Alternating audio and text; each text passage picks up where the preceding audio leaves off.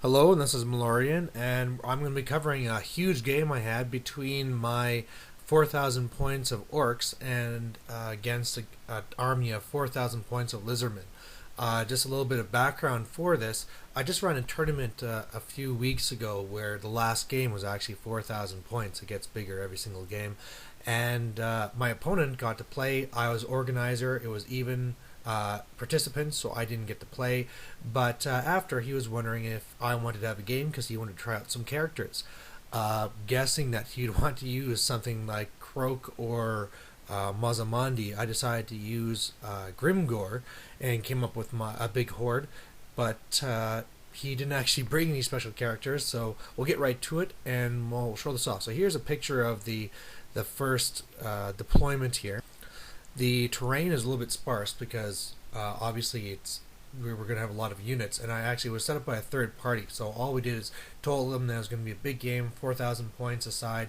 They set it up like this. Actually, on either side, it started off as a hill, but we switched it up as forest to kind of help out my Lizardman opponent a little bit.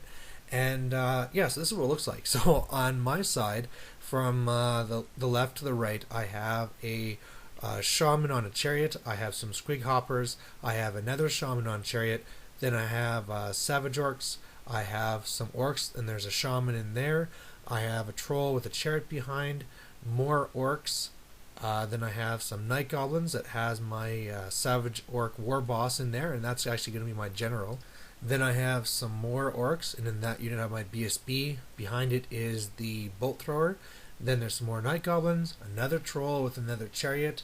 On the hill there, I have all the rest of my war machines, and that's being protected by a pump wagon. Behind it, I have a black orc big boss on a chariot, and the reason why he's there and the night goblins beside him is I just ran out of room when I was deploying things, so I just had to kind of layer things. And in front of them there is 2 units of wolves, so I'm planning to move them out and then have room to sneak things out. To the right there, that unit that's gray, that's actually my black orcs that have Grimgor in there. Then I have some more orcs, and then I have spider riders on the really far side. Looking at his side, he has some skinks. I think there's a salamander to the left that you can't see in the picture. More skinks, some pterodons. He has 2 salamanders behind the woods there. A unit of skinks with Croxagore, so that's a ranked up unit. He has a big unit of Temple Guard with the Slan, a big unit of Spearosaurus. Then he has a whole bunch of these monsters grouped together. So he has his War Chief with the War Lance on Ancient Stegodon. He has his Engine of the Gods. He has his Connoisseur Old Blood. And then he has another unit of skinks. I think there's a couple of units of skinks over there, more pterodons, and another unit of salamanders, and the Croxagore unit there. So really, you're probably already seeing it here that my deployment stretches from board edge to board edge, whereas his is just really concentrated in that area. And from my side, it was actually a little bit funny to see his face because he's just looking at this, not knowing what he's going to do, and because I'm just everywhere. And then from my side, I actually had to question him to make sure that this is your 4,000 point army, right? Because it doesn't seem like it, but he has a lot of points and characters. And there's actually another Old Blood in the Temple Guard unit, and of course I know that's going to have the charm of the Jaguar, so I'm going to have to watch out for that. Anyway, some thoughts going into this game. What the plan really is on the left flank. I know he doesn't really have much, so I'm just going to try and swamp it and take it. And then otherwise, I'm going to try and encircle him so that, if he stays back, I have enough magic to shut down his 2 casters, and then I can just shoot him down, right? So he has to be aggressive, allowing me to circle around. And I'm hoping that I can catch him with my war boss general on one side and Grimgor on the other. And Grimgor can be really fast. That's why I put him on the flank, because with the automatic Wa, and he also has the Wa banner, he could theoretically charge 20 inches. So he is really fast and really dangerous on the flank. Some things we're going to have to watch out for is those pterodons coming in, and if those take out my war machines, all of a sudden he'll be in a defensive position, so I have to make sure I do enough damage or I keep them back so I can actually force him in. And then also I have to watch out for all those salamanders. He had 5 salamanders, and when I have units like my night goblins that are only leadership 5, that's really dangerous, and my lines can fall apart quick. So anyway, I got first turn, so we'll look on to the next slide.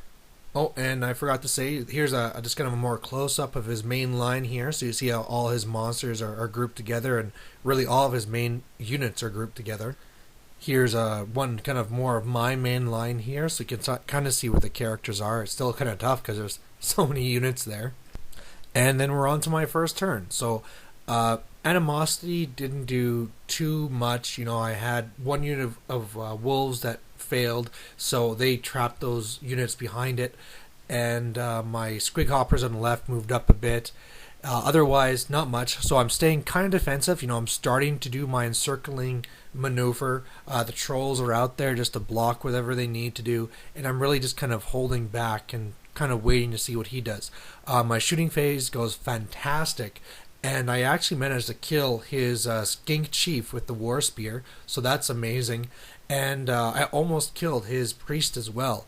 I hit it with the Doom Diver. I caused 2 wounds, but luckily for him, he had the item that does the 2+ ward on the first wound, and he made it. So, it could have been a real blow in the first turn. So Lizardman turn 1, he took some time. He didn't really know what he should do again because I had so many units, and he knew he was being encircled, but he just didn't know what to do about it. In the end, he decided he had to be aggressive, which was a good call in his choice. So he kind of pushed up all over the place. His pterodons went on the right side and dropped rocks on my spider riders in the woods, and he only killed 1. I made 3 out of 4 armor saves when he did that, but then from the javelins he killed 1 and sent them running to where they are now. So otherwise he kind of moves up. He shoots at the left troll, does a couple of wounds. He uses his Edge of the Gods to put up the ward save, but really nothing else happens. Alright, so now we're on the Orcs turn 2. Animosity doesn't do too much again on the left side now. My squig hoppers can't move, but not that big of a deal. I'm not ready to commit yet, and one of the main reasons is I forgot to mention he moved his Old Blood on Carnosaur off to the right flank, and the last thing you want to do with Grimgor is get flanked or something. That's usually the way. If you ever see him in battle reports, that's how he gets beaten, is he gets flanked. So I have to be careful there and have to wait. So really all I'm doing is I'm trying to block him.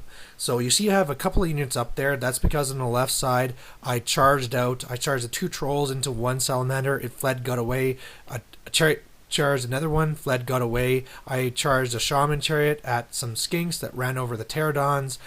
They passed their panic, and that's really just to delay them. I didn't really think he was going to hold the charge and lose all those units, but at least here on the left side, I've stalled them well enough. I would have liked it a lot better for him to lose those pterodons through panic, but I'm happy with what happened here.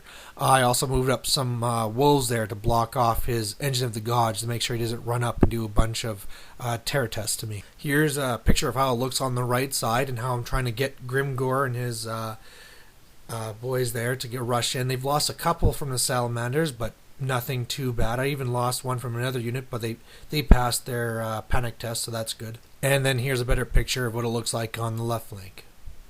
So, start of his turn 2, first thing he does is he charges out another skink chief. I was totally ignoring the skink chief because it didn't look like much of anything, but it actually has a cloak of feathers. It went for my Doom Diver, but when it got up to where it was, it became within 8 inches of my night goblins. And so I sent out Fanatic there to get him, sent it through my wolves. I only killed one of my own wolves, and then I killed his skink chief. So that was, a stroke of luck. I loved how that worked out.